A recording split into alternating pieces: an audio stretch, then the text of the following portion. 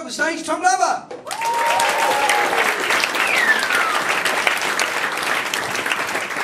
Hello Brighton, we well?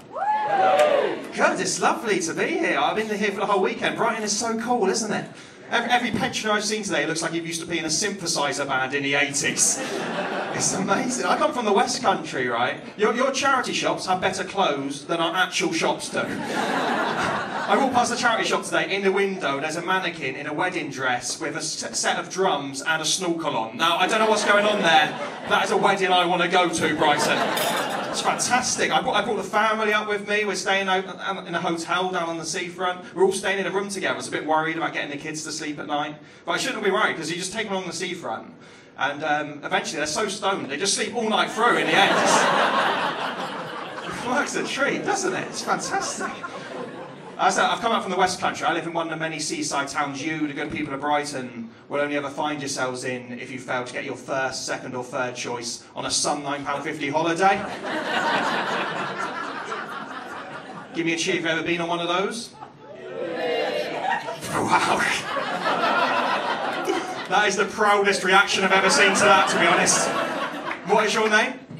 Bless you, Lucy, for cheering like that, because I'm not judging you, Lucy. I go on these holidays myself, but the rest of these people are going, that woman spends less on a holiday than she would on a KFC bargain bucket, and that is a worry, Lucy. I'm not judging you, but these ladies pulled their handbags a little bit closer. They did. I mean, most of you have probably never been on a Sun £9.50 holiday. Let me paint a picture, and I hate to stereotype, Lucy, but you would have seen these people, wouldn't you? They're almost always tattooed, toothless skinheads. Sometimes with their husbands as well. It's true, isn't it? Living in caravans with feral children, it's not nice. It's the only time you go to a holiday camp where even the kids' club has a happy hour. It's lovely. I live in a proper small town. It's exciting to be. This is like the population of my town in one basement. It's amazing. I love living in a small town. Some of you would have grown up in small places. It's one of those places where sort of everybody knows each other, which has its ups and downsides. It's great for building a feeling of community spirit. Not so good for online dating. Too risky in a small community. Nothing worse than finding out that the one you've been talking to online for 2 weeks is actually your auntie. Actually, there's one thing worse than that, finding out it's your auntie after you've sent her the dick pic. That is awkward, that is proper awkward, right? We almost cancelled the date. It's bad. The other downside is if I do a gig locally, inevitably I will know people in the audience. And I did a gig recently and my nan and granddad came to watch. Now, I love my nan and granddads. They're pretty cool, but I don't necessarily want them coming to watch me do comedy. My grandparents, they're in their 70s, but they're these grandparents that like to keep up with all the modern technology, yeah? Like for my birthday, we got my nan a Fitbit. Yeah? His name's Raoul. He lives in the spare room, he's a part of the family now. We call him Grandad, he's brilliant. For Christmas, she got herself an iPad, 75 years old, got herself her first iPad. That is amazing, isn't it? I mean, can't fucking use it, absolutely no idea. It's basically a £200 lap tray is what she's got there. Like, we may as well have drawn an apple on a chopping board, she'd have been none the wiser. But she tries her best, she does, and it's a little bonded experience now. Like, once a week I go around to visit Nan to help her with her emails, and it's great, right? She tells you what to write, and I type it in the box and send it off. And she gives me the money for the postage. She's not to know. You just realised the scam, haven't you, sir? Yes! They're just trying to get an inheritance early, fella. Don't listen to her. Nan's starting to cotton on. She said, do we need to respond to all these emails, Tom? I said, I think we better do, Nan. This one's from a Nigerian prince. That's going to be international special delivery, unfortunately, Nan. Get the winter fuel allowance, it could get expensive. But Nan and Grandad came to watch me at a gig, and it led to my worst heckling experience of all time, because Grandad turned up in his party shirt. Now, Grandad's party shirt is very bright and very Hawaiian. He stands out in the crowd. Looks like some kind of retired gangster on the Costa del Sol. Everyone was looking at Grandad. It's a really small room. Everyone's looking at him. I had to address it from the stage. I said, Grandad, what's the story behind this shirt? He said, this shirt, Tom, is 46 years old. It was made in 1971. It was older than anyone else in the room. Not this room. But you can imagine, right? You can imagine. So that's incredible, Gran. 1971. I wasn't even born in 1971. What was going down in 1971? At which point a man at the back stood up and shouted, "You're a man!" That is a solid heckle, isn't it, Brighton? Everyone in this room knows me. They laugh about a minute straight, then they all turn to look at me expectantly. I'm a comedian, I'm going to have a comeback. Still absolutely nothing to this day. Luckily, Nan saw the fear in my eyes. She looked at me, she gave me a nod. Then she turned to the man at the back of the room and went, "Oi! Not when he was wearing that shirt, I wasn't."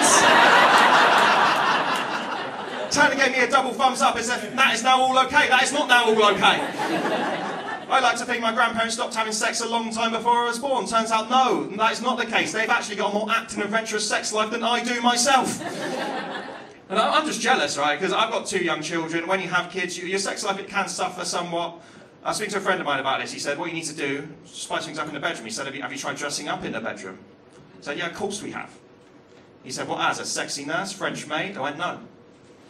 But when we have a cold winter, she comes to bed dressed like someone who's exceeded their baggage allowance on a Ryanair flight. I don't know what it is about you ladies, but as soon as the temperature drops just a couple of degrees, you are wearing all of your clothes to bed, aren't you? Not just pyjamas and a hot water ball, we're talking coat, shoes and an umbrella. It's ridiculous. So many clothes. You go to bed 10 minutes before me just to get changed. In the winter, I wake up in the middle of the night having a panic attack. I've fallen asleep in the middle of a jumble sale. That's how bad it is. And it's definitely a woman thing, because men wear the same thing to bed all year round, don't we? For me, it's boxer shorts. If I'm cold, I stay under the covers. If I'm hot, I stick a leg out. That's all I do. That's my temperature control right there. If it gets really hot, I'll turn the pillow over to the cold side. But that's as far as I'm going. I'm going to get her a Tog 24 duvet tomorrow, fella. I will do. So that's why we don't have sex anymore. She's basically turned herself into a human version of Pass the Parcel. By which I mean I have to take off lots of layers to get to the prize, yeah. I didn't mean put some music on, invite all my friends round, see how it goes. If you're interested, we're in the King's Hotel. Oh, God. So I've got a 2-year-old. I've got a 2-year-old, which is amazing, because my previous Tamagotchi record was only 3 weeks. So at this stage, every day is a bonus, as far as I'm concerned. It was her 2nd birthday the other day. We had a Peppa Pig birthday party. All 2-year-olds have Peppa Pig birthday parties. I was in charge of organising it, though. So what it actually was a load of 2-year-olds crying their eyes out, watching their parents eat a hog roast. You kept me awake for 2 years, this is your punishment, alright? If you want a present, get me some more applesauce. She did get a present, I'm not a complete monster. I got her a bike seat. Goes on the back of my bike, so when I go out cycling now, she comes with me. Lovely bit of daddy-daughter bonding time, it's brilliant, right? But what I've noticed now is people, when I go out without her, they'll look at me, and then they look at the empty bike seat, as if I've forgotten something. So now what I do, just to mess with their heads, as I cycle past them, I talk to her as if I think she's meant to be there. Honestly, even if you don't have kids, it's worth getting one of these seats just for this joke. You have never seen people panic quite so much. Just bombing it down a hill, and as you go past them, you go, right, hold on tight, there's another big bump coming up. Very nice. Oh, this has been lovely. Please come to the West Country. We need your money. We got a first piece of graffiti the other day that sums up that small town mentality I was telling you about. All it was, written on the wall outside Wetherspoons in permanent marker, the words, punks, not dead. Then underneath that, in a different colour permanent marker, someone just simply added, fuck off, Mike. Too much backstory to that, isn't it? Not even graffiti can be anonymous for us. It's been fun. My last job before I did comedy, I used to be a postman, and actually my worst heckle was on my post round, because it's one you don't see coming. I was just on my delivery one day, and I saw this young lad walking towards me with his mum. And as I got closer, this little boy points at me.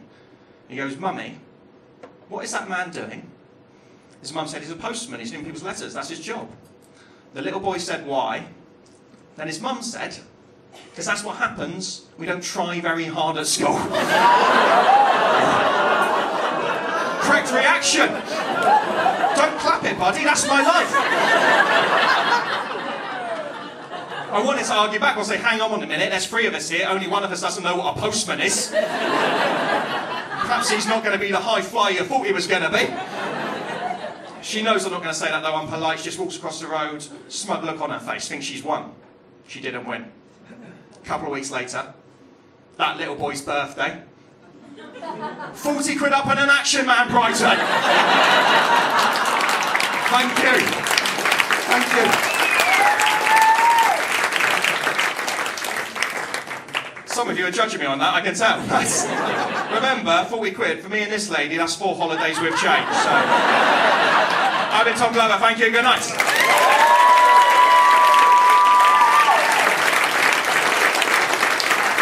Great stuff. Okay, we have an interval now, back after that with our final act, but can we hear it one more time, please, with Kelly Convey and Tom Glover? Thank you.